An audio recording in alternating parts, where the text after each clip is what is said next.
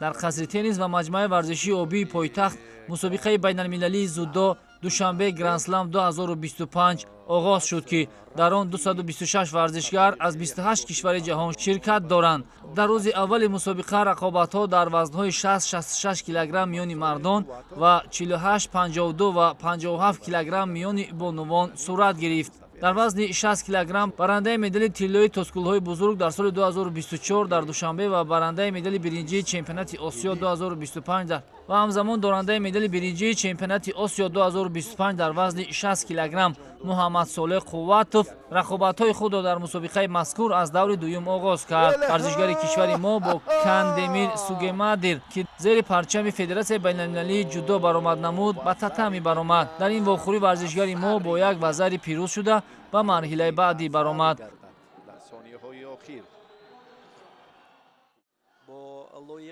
муҳаммад Солеҳ Қувватов дар даври чоракниҳоии мусобиқот бар намояндаи Муғулистон Туменҷаргал Тувишитур бо ҳисоби ипон пирӯз шуда ба даври нимниҳоии мусобиқаи Душанбе Гранд-слам 2025 роҳ ёфт. имтиёз садои мухлисонро бубинед ки талаби имтиёз доранд. имтиёзи ипон барои Муҳаммад Солеҳ Қувватов ва ҳамин тавр ҷудокори мо ба марҳилаи нимниҳоӣ меравад. дар рақобатҳои вазни 60 кг Муҳаммад Солеҳ Қувватов барои ба даст овардан нишони биринҷии мусобиқа бо намояндаи Фаронса Максим Мерлин вориди татами гашт, аммо намояндаи Фаронса бо ба даст овардани имтиёзи зарурӣ тавонист ки барандаи нишони биринҷӣ бишавад.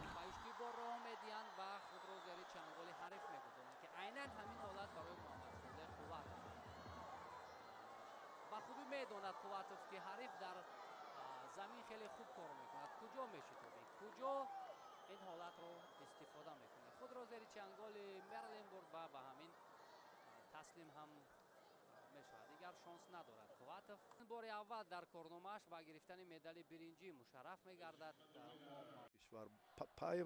дар ҳамин раванд дар рақобатҳои вазни 60 кг намояндаи дигари Тоҷикистон Меҳрзод Суфиёв низ иштироки фаъолона дошт ва дар Гранд-слами Душанбе 2025 рақобатҳои худро аз даври дуюм шурӯъ кард. дар даври дуюм бо Винсент Лимери таҷрибадори фаронсавӣ андари майдони рақобат гардид. дар вақти асосӣ ғолиб муайян нагашт. дар вақтҳои изофӣ Меҳрзод Суфиёв бо як юко ҳарифашро мағлуб карда ба даври сеюм баромад.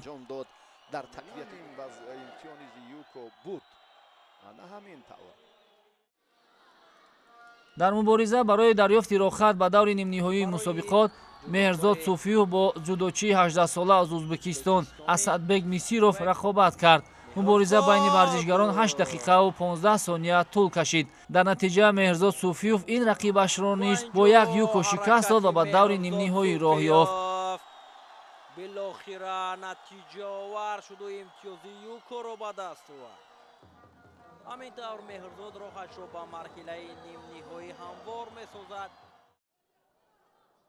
ҳамакнун дар даври нимниҳоии мусобиқа ду тан аз намояндаи Тоҷикистон дар рӯ ба рӯи ҳамдигар қарор гирифтанд. Меҳрзод Суфиёв бо ҳамдастаи худ Муҳаммад Солеҳ Қувватов барои баромадан ба финал байни ҳам сабқат карданд.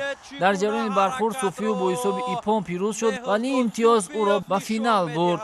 агар Меҳрзод Суфиёв роҳи худро ҷониби дарёфти нишони тилло ҳамвор карда бошад, пас Муҳаммад Солеҳ Қувватов ҳанӯз имконият дошт ки медали биринҷии Гранд-сламро ба даст биёрад. ин варзишгари тоҷик соли гузашта нишони тиллоро ба гардан овезон карда буд.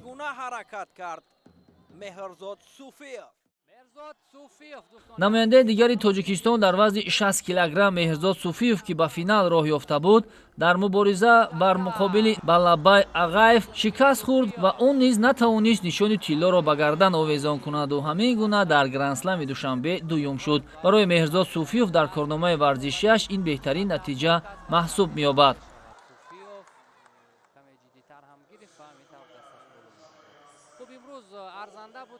Тайбанд аз Муғулистон ва Меҳрзод Суфиёв паҳлавони тоҷикистонӣ бадашан ларза ба рақобати паҳлавонони вазни то 66 кг. намояндагони дигари тоҷикистон дар вазни 60 килограмм Лоиқ Қутбиддинов ва Ҳақдод Гулов дар нахустин хувозмоии худ аз рақибонашон шикаст хӯрда ҳуқуқи муборизаро барои ишғоли зинаҳои ифтихорӣ дар гранд-слами душанбе аз даст доданд. имкон дорад ҳоло вақт ҳаст, аммо боз Юкоро аз даст дод дар муқобили варзишгари бо таҷрибаи мо. дар рақобатҳои вазни 66 килограмм низ 4 тан аз намояндаи Тоҷикистон дар рӯзи аввали қувозмоӣ вориди майдон гаштанд. дорандаи медали биринҷии чемпионати Осиё дар соли 2025 паҳлавони маъруфи тоҷик Обид Ҷебов дар нахустин хувозмоияш бо як вазари бар Илия Илники таҳти парчами Федератсияи байналмилалии ҷудо баромад мекард, пирӯз шуд. дар даври чоракниҳои мусобиқа Обид Ҷебов бо варзишгари туркман Тоили Муродов бо ҳисоби ипон пирӯз шуда ба даври нимниҳоии мусобиқаи гранд-слами душанбе роҳ ёфт.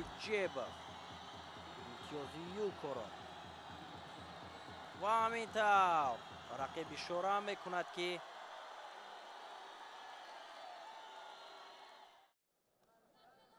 дар рақобатҳои даври нимниҳоии мусобиқоти мазкур Обид Ҷебов бо Яшар Наҷафи 25-сола аз кишвари Озарбойҷон майдондорӣ кард.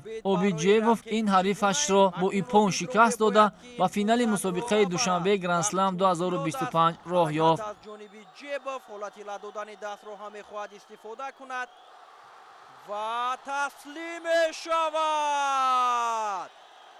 ҷудокори озарбойҷонӣ дар кӯтоҳтарин фурсат дар ҳолати лад додани даст. яке аз ҷудокорони ҷавон ва умедбахши тоҷики 18 сол дорад. Ёсин Бобокаллонов барои аввалин бор дар гранд-слам баромад намуд. рақиби нахустини ӯ Руфат Александров ки таҳти парчами Федератсияи байналмилалии зудо рақобат мекард, қувозмоӣ карда бо ҳисоби ипон пирӯз шуда ва марҳилаи баъдӣ роҳ ёфт.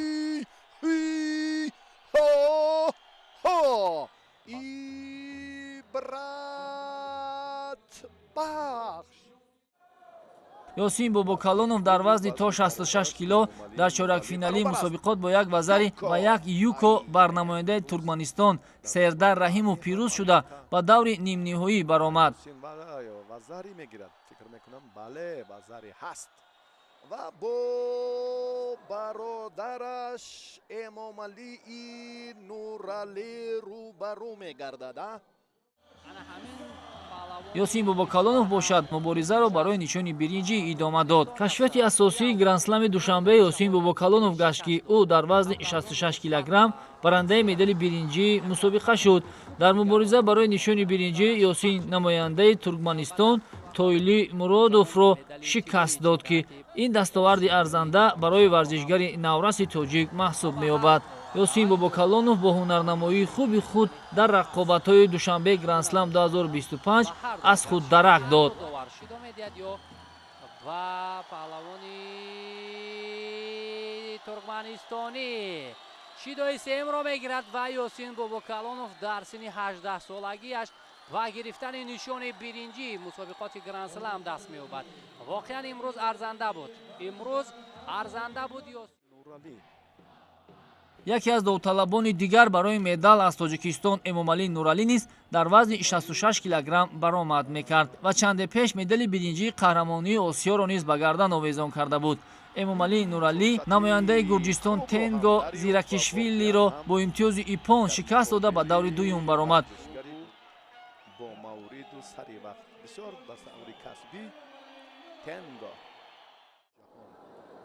Эмомалӣ Нуралӣ дар даври чоракниҳои мусобиқоти Гранд-слам 2025 дар вазни то 66 кило бо ду вазари бар Атур Штурбабини 27сола пирӯз шуда ба даври нимниҳоии ин мусобиқот роҳ ёфт.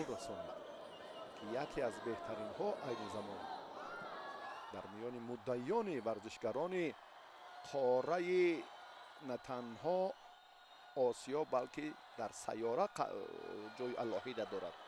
ва ҳамакнун бубинед ки дар даври нимниҳоии мусобиқа ду бародар Эмомалӣ Нуралӣ ва Ёсин Бобокаллонов дар рӯ ба рӯи ҳам қарор гирифтанд. аллакай дар дақиқаи нахустини қуввозмоии Эмомалӣ Нуралӣ бародари худро шикаст дода ба финали мусобиқот роҳ ёфт ва бо варзишгари дигари тоҷик Обид Ҷебов дар финал қуввозмоӣ намуд. ҳамин тавр ғолибият насиби Эмомалӣ Нуралӣ мешавад. ҷебов нафаре ки соли гузашта дар марҳилаи ниҳоӣ финали вазни 66 килограмми сайри ҷудои ҷаҳони душанбе 2025 сирф тоҷикӣ шуд. Эмомалӣ Нуралӣ ва Обид Ҷебов барои ба даст овардани нишони олитарини ин мусобиқа мубориза бурданд. ниҳоятан Эмомалӣ Нуралӣ бо ипон Обид Ҷебовро шикаст дода зинаи аввали ифтихориро ба даст овард. имсол низ Обид Ҷебов аз мусобиқаи душанбе гранд-слам медал ба даст овард. мунтахаби Тоҷикистон рӯзи аввали гранд-слами душанберо бо муваффақият ҷамъбаст намуд ки 1 тилло, 1 нуқра ва 2 биринҷӣ ба даст оварданд. ҳамин гуна бори аввал дар таърихи ҷудои кишвар 3 тан аз намояндаи Тоҷикистон дар як вазн болои минбари ифтихорӣ бар шуданд ки варзишгари Наврас Ёсин Бобокалонов барандаи нишони биринҷӣ, Обид Ҷебов ба гирифтани медали нуқра ва ҳамзамон Эмомалӣ Нуралӣ қаҳрамони вазни 66 килограмм гашт ки чунин дастоварди арзанда дар замони соҳибистиқлолии кишвар барои ҷудои мамлакат бори аввал рух медиҳад. ин гувоҳи он аст ки ҷудо дар кишвари мо рӯ ба рушд дорад ва варзишгарони тоҷик низ бо гузашти ҳар мусобиқа дастовардҳои беҳтару шоёнро соҳиб мешаванд. ба ифтихори ҳунарнамоии арзандаи Эмомалӣ Нуралӣ суруди миллии ҷумҳурии Тоҷикистон дар рӯзи аввали рақобатҳои гранд-слами душанбе садо дод. нишонҳои биринҷӣ Обид Ҷебов медали нуқра ва Эмомалӣ Нуралӣ қаҳрамони ин вазн гардид дар вазни то 66 килограмм. дар рӯзи аввали қуввозмоиҳо бонувон низ ҳунарнамоӣ карданд. миёни духтарон дар вазни то 52 кило Мадина Қурбонзода дар даври дуюми мусобиқоти гранд-слами душанбе бо ҳисоби ипон ба Ҷерен Тагонови туркман ғолиб омада ба марҳилаи баъдӣ роҳ ёфт. Мадина Қурбонзода дар даври нимниҳоии мусобиқот аз намояндаи Фаронса дар вақти изофӣ шикаст хӯрд ва муборизаро барои нишони биринҷӣ идома дод.